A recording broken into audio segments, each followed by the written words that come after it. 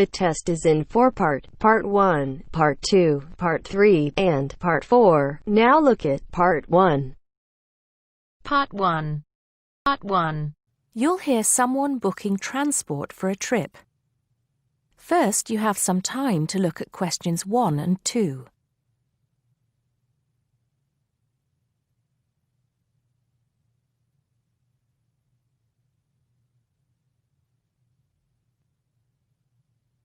Now we shall begin. You should answer the questions as you listen, because you will not hear the recording a second time. Listen carefully and answer questions 1 and 2.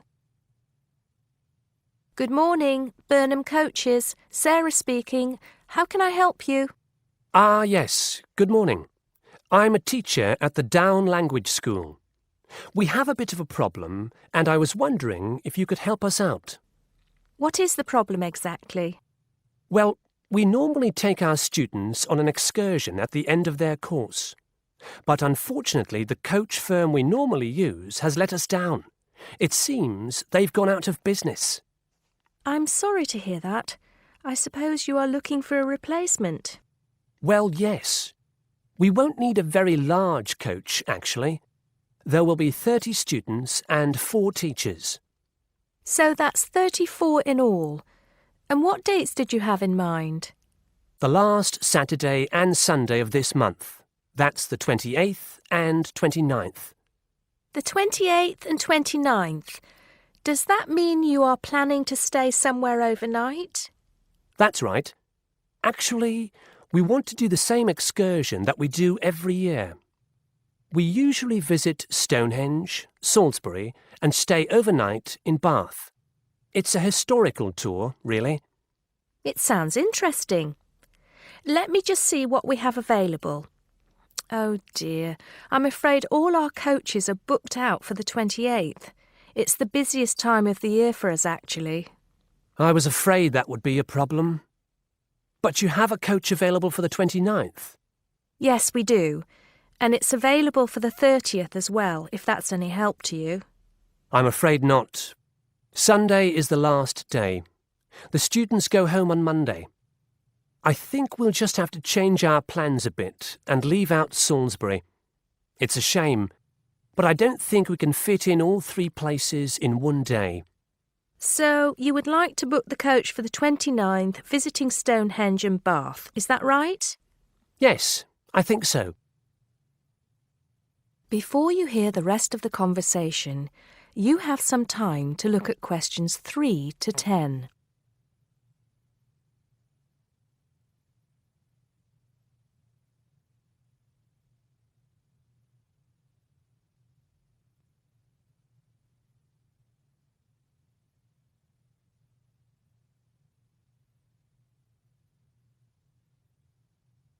Now listen and answer questions 3 to 10. Right, I just need a few details, sir. OK. My name is Paul Scott. S-C-O-T? It's double T, actually. I'm sorry.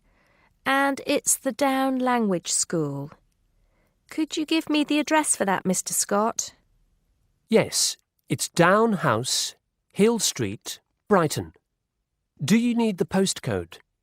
No, that's not necessary, but I do need a contact number. Of course. The number for the school secretary is 01273 512 634. You can contact her if you need to speak to anyone. Right, and what time would you like the coach to pick you up? Well, I think we'll have to make an early start. Would 7:30 be all right? Yes, no problem at all. What time do you want to be back? Oh, any time between 10 and 11 will be all right. Not later than 11, though. Right, I'll make a note of that. 11 p.m. latest. There's just one more thing I need to know. Presumably, you'll be visiting Stonehenge first. How long do you want to stay there? Well, we normally stay about an hour. The main objective of the excursion is for the students to see the Georgian architecture in Bath, really. Yes, Bath is lovely, isn't it? I was there myself a couple of years ago. I thought the Royal Crescent was absolutely stunning. I hadn't realised how large it is. Well, I think that's all I need to know, Mr. Scott. Thank you for booking with us. Just a minute. There's one thing you seem to have forgotten. How much will this cost? Oh, I'm terribly sorry. I was thinking about Bath. Just bear with me a moment. Yes, it's a round trip of 300 miles and a total time of 16 hours for the driver. For a 45-seater coach, that will be a total of £500, including tax and insurance. Do we have to have such a large coach? There are only 34 of us. We don't have any smaller coaches, I'm afraid. Oh well. At least we won't be cramped for space. When do we have to pay? We require a 20% deposit to confirm the booking. I suggest that you do that as soon as possible, today if you can. The balance you can give to the driver if you're paying by cheque. Have the cheque made out to Burnham Coaches. I think that'll be all right. I will have to check this with the school accountant, but if all is well, I'll arrange for someone to bring you the deposit within the next 2 hours. That'll be fine, Mr. Scott. Well, thank you very much indeed. Goodbye. Goodbye. That is the end of part 1. You now have half a minute to check your answers.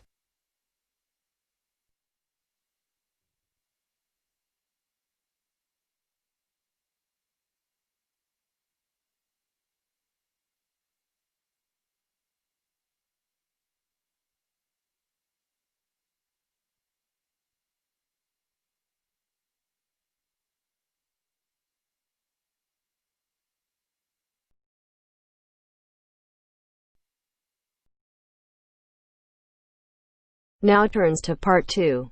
Part 2. You'll hear 2 university students discussing experiments. First, you have some time to look at questions 11 to 15.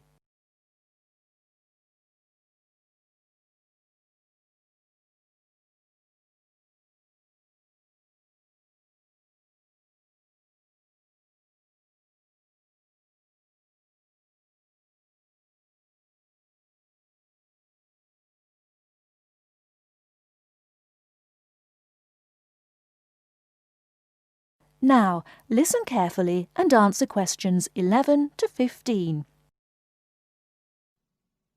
Hi, Al. Sorry to interrupt you when you're having your lunch, but I wanted to ask you a favour. Oh, sure, no problem. Sit down, Josie. I've finished anyway. What do you need? Well, I was wondering if I could ask you about the experiments we were talking about in the seminar the other day with Dr. Robinson. I'm doing my teaching practice on Thursday and Friday, and I'm a bit concerned about it. I wasn't entirely sure I understood them completely. If I don't understand them, then the pupils don't have any chance. You mean the ones to determine the speed of sound? Yes, that's right. Well, I think I understood the first one, but the second one was more complicated. Yes, that's true. Well, let's check what you thought of the first one, the one that you'll have to take the kids outside for. OK, let me see. Well, you need to get 2 groups to stand exactly 200 metres apart on the playing fields, and one has a bell or a loudspeaker or some other loud sound source and a flag, and the other group has a stopwatch. Yes, although it doesn't have to be 200 meters. It's just that it makes the experiment easier the more distance between them. It depends on the space available. Right. And the idea is that one group raises the flag at exactly the same moment as they make a noise, and the other group starts the stopwatch when they see the flag and stops it when they hear the noise. That's it. And then you get them to do a simple calculation of velocity equals time divided by distance. Yeah, it's a bit low-tech and it's not very accurate, but they should be able to get within about 20% of the actual figure if they're reasonably careful. Before you hear the rest of the talk, you have some time to look at questions 16 to 20.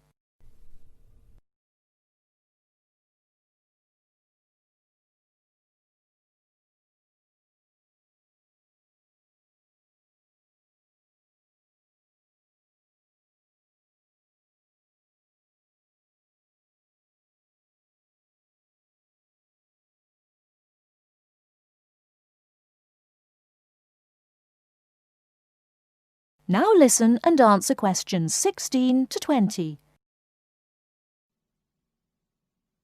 OK, so I understand that. It's the other one, the one with the tube I was having a few problems with. Can you just talk me through that and tell me exactly what I have to explain to the pupils? Okay. Well, the thing to remember is that sound is a wave, and waves have both frequency and wavelength. You should start them off with exploring waves in water, and that'll introduce a few key concepts. Sound waves aren't exactly the same because they're compression waves, but it's more or less the same principle, at least for pupils at this level. I've got some ideas for that. So they understand wavelength and frequency, and then we move on to the experiment. For that we need, let me just have a look at my notes. A long tube, a tuning fork, and a large barrel of water. Now, what do they do with those? And what's the point of it? It's fairly simple, really.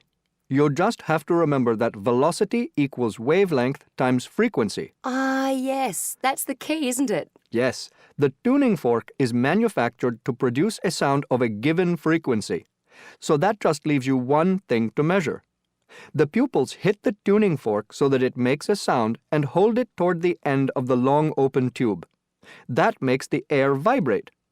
They should slowly move the tube up and down. They'll find that in some positions it gets louder. That's because of resonance. What's that again?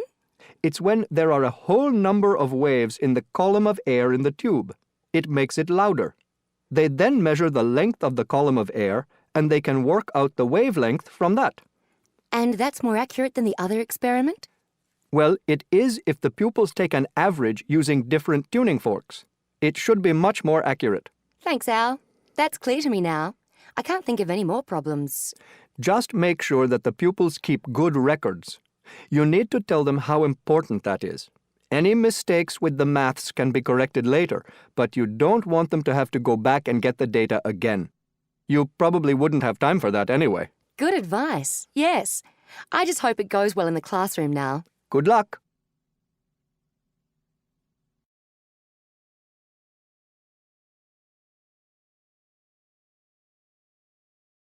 That is the end of part 2. You now have half a minute to check your answers.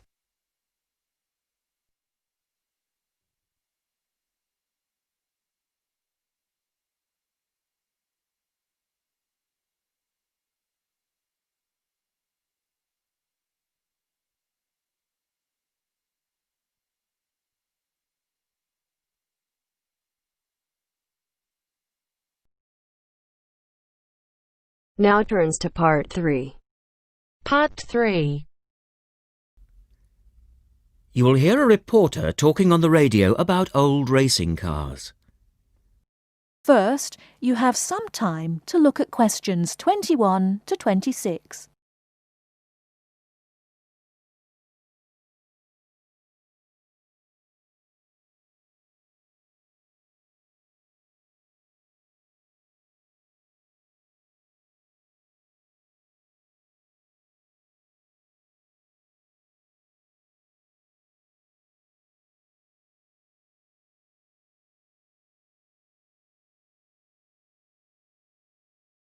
Now listen carefully and answer questions 21 to 26.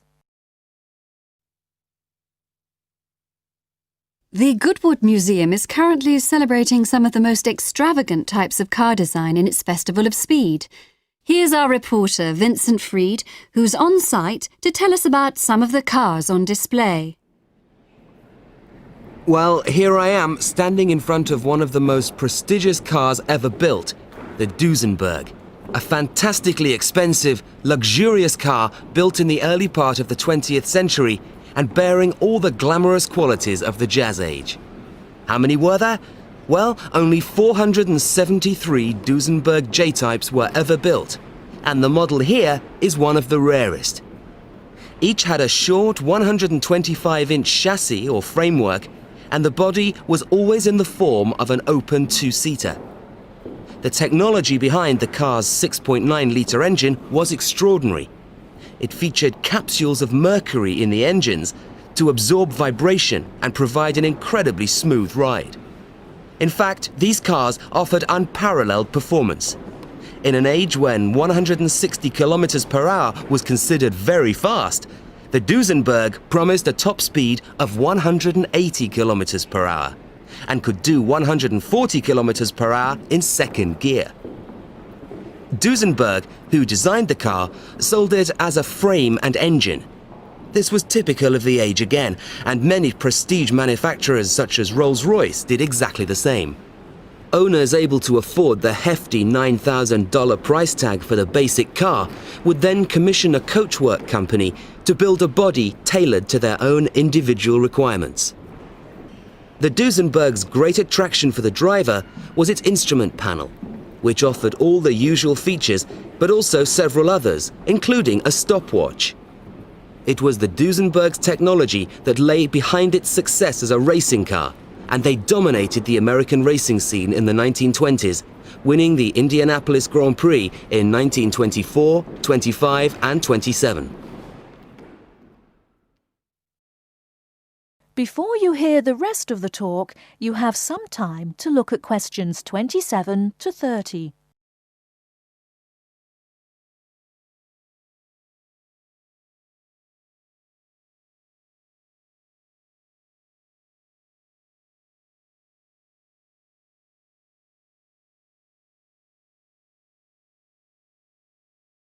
Now listen and answer questions 27 to 30.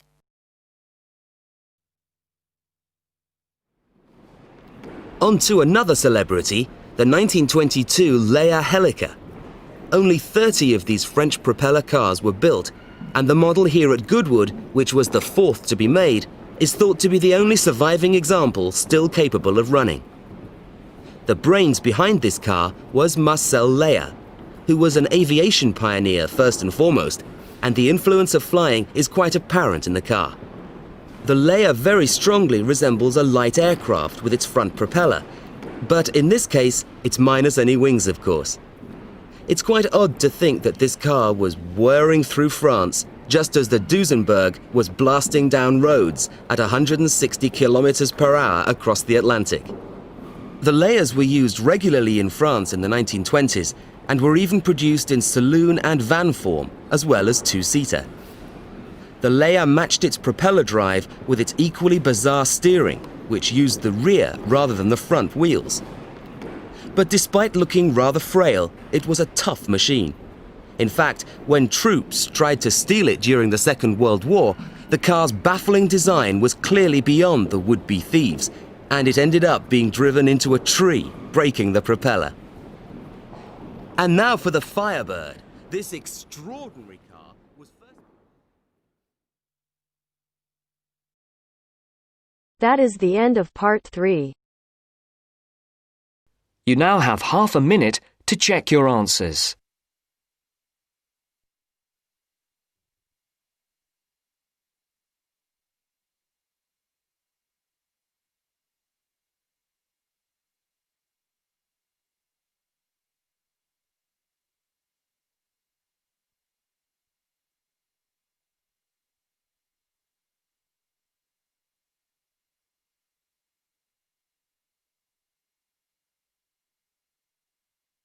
Now turns to part 4. Part 4. You will hear a postgraduate psychology student talking to other students about a job satisfaction study he has investigated. Before you listen, you have some time to look at questions 31 to 40.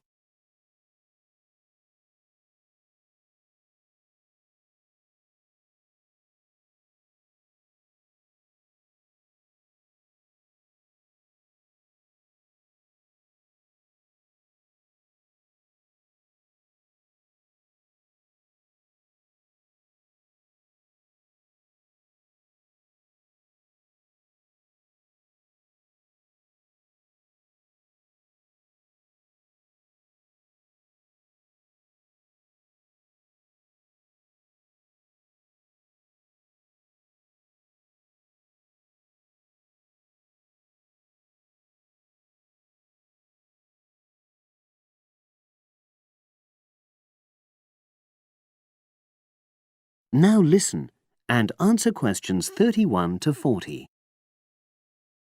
Good morning, everyone. For my presentation today, I'm going to report on an assignment that I did recently.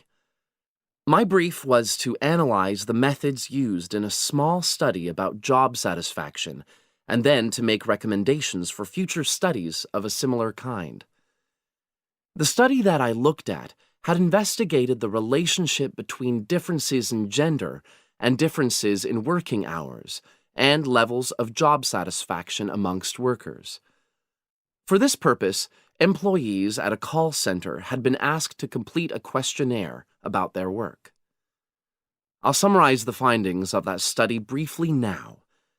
First of all, female full-time workers reported slightly higher levels of job satisfaction than male full-time workers. Secondly, female part-time workers reported slightly higher levels of satisfaction than female full-time ones did. On the other hand, male part-time workers experienced slightly less job satisfaction than male full-time workers. But although these results seemed interesting and capable of being explained, perhaps the most important thing to mention here is that in statistical terms, they were inconclusive. Personally, I was surprised that the findings hadn't been more definite, because I would have expected to find that men and women, as well as full and part-time workers, would experience different levels of satisfaction. So I then looked more carefully at the methodology employed by the researchers to see where there may have been problems. This is what I found. First of all, the size of the sample was probably too small. The overall total of workers who took part in the survey was 223, which sounds quite a lot, but they had to be divided up into subgroups. Also, the numbers in the different subgroups were unequal. For example, there were 154 workers in the full-time group, but only 69 in the part-time group. And amongst this part-time group, only 10 were male, compared to 59 who were female. Secondly, although quite a large number of people had been asked to take part in the survey, the response was disappointingly low. A lot of them just ignored the invitation. And workers who did respond may have differed in important respects from those who didn't. Thirdly, as the questionnaires had been posted to the call center for distribution, the researchers had had very limited control over the conditions in which participants completed them. For instance, their responses to questions may have been influenced by the views of their colleagues. All these problems may have biased the results. In the last part of my assignment, I made recommendations for a similar study, attempting to remove the problems that I've just mentioned. Firstly, a much larger sample should be targeted, and care should be taken to ensure that equal numbers of both genders and both full and part-time workers are surveyed. Secondly, the researchers should ensure that they are present to administer the questionnaires to the workers themselves. And should they require the workers to complete the questionnaire under supervised conditions so that the possibility of influence from other colleagues is eliminated.